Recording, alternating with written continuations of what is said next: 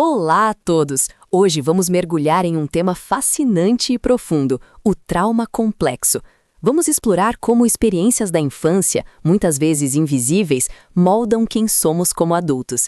Preparem-se, porque o que vamos descobrir sobre o trauma do T pequeno pode mudar completamente a forma como você se vê. Quando pensamos em trauma, geralmente imaginamos guerras ou acidentes graves, o que chamamos de trauma T grande. Mas a pesquisa mostra algo surpreendente. Mais de 80% das pessoas sofrem do que chamamos de trauma T pequeno.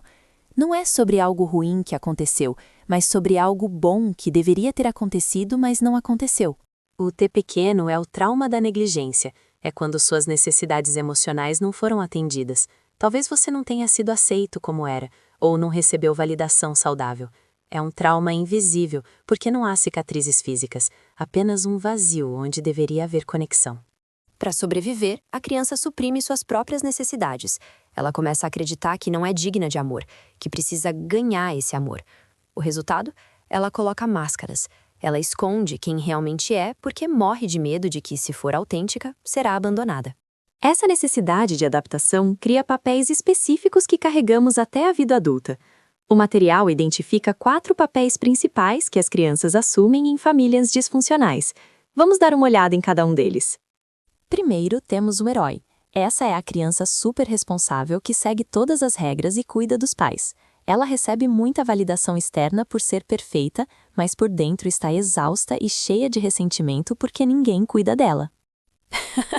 Depois, temos o comediante. A estratégia dele é fazer todos rirem para evitar brigas. Se o ambiente estiver leve, estamos seguros, certo? O problema é que, como adulto, ele não consegue lidar com conversas sérias ou conflitos profundos. O terceiro é a criança invisível ou perdida. O lema dela é: vou ficar tão pequena que nunca serei um fado. Ela se isola e não exige nada. Para quem vê de fora, parece a criança mais fácil do mundo, mas ela está profundamente solitária. Por fim, o bode expiatório.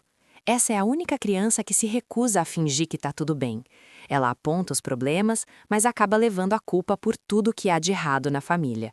Como adulto, muitas vezes mantém essa postura defensiva e desafiadora. O trágico disso tudo é que essas adaptações funcionaram. Elas ajudaram a criança a sobreviver.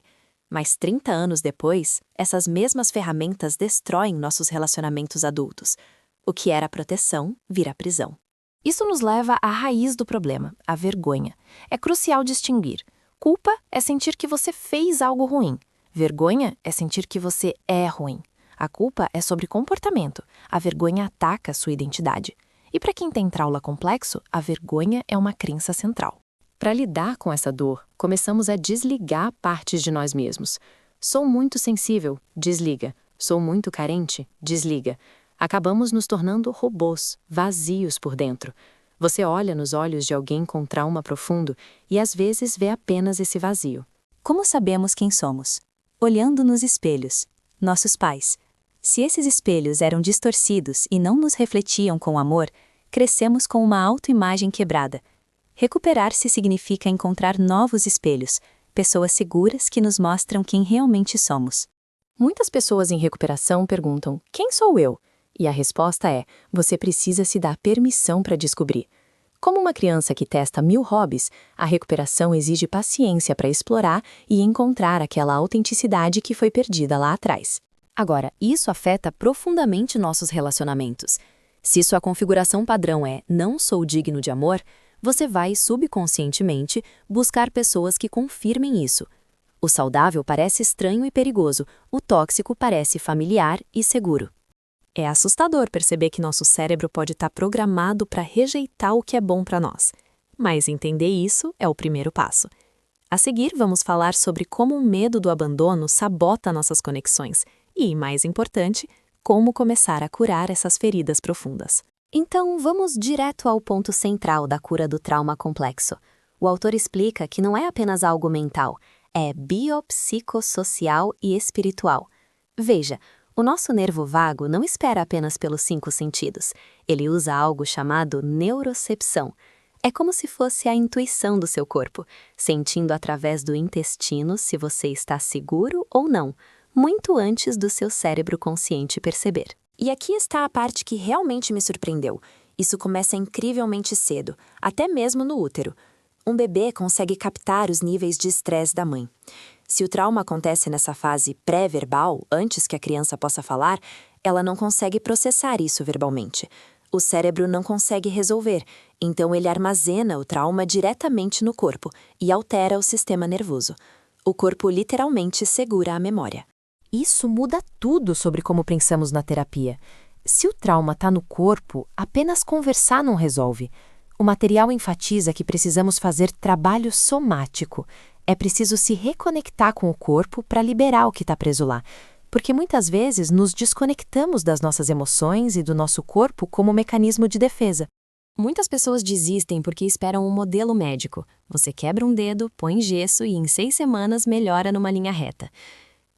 A cura do trauma não é assim. É bagunçada. Você cria segurança, começa a processar e, de repente, bum, você regride porque se sente inseguro. A linha sobe e desce. O autor diz que é um processo realista de 2 anos, com os primeiros 6 meses sendo os mais intensos. Então, como saber se está funcionando no meio dessa bagunça? O primeiro sinal é sutil. Você começa a se sentir melhor consigo mesmo. Aquele crítico interno barulhento, ele começa a baixar o volume. A vergonha diminui. Você percebe que não precisa ser perfeito e sente uma paz geral que simplesmente não existia antes. Outro sinal fantástico é a velocidade da recuperação. Antes, um gatilho poderia te jogar numa espiral de vergonha por 2 semanas. Agora, você ainda é gatilhado. Isso é importante, os gatilhos não somem magicamente. Mas você percebe. Você diz, opa, estou sendo gatilhado.